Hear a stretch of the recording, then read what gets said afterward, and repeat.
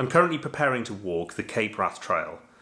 This is a 270 mile or 430 odd kilometre hike from Fort William to Cape Wrath, Scotland's northwesternmost tip. It crosses some of the most spectacular landscapes in the Northern Highlands. For a lot of the route that I'm going to be following, there aren't even any paths. It's just a case of getting out my map and compass and navigating from point A to point B.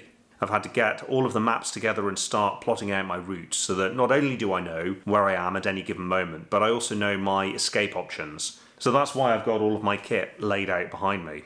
I need to go down my kit list and make sure that I have all of my waterproofs, my hot weather gear, my cold weather gear, and also the various insect repellents and midge nets that I'm going to need to deal with some of Scotland's unpleasant little characters that I expect to be dealing with along the way.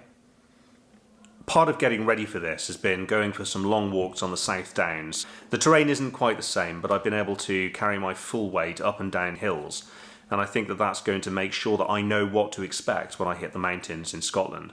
It's also meant that I've tested my waterproofs, I've tested my rucksack, my boots are properly broken in, and I know that my kit is good enough to get me through some of the tightest spots.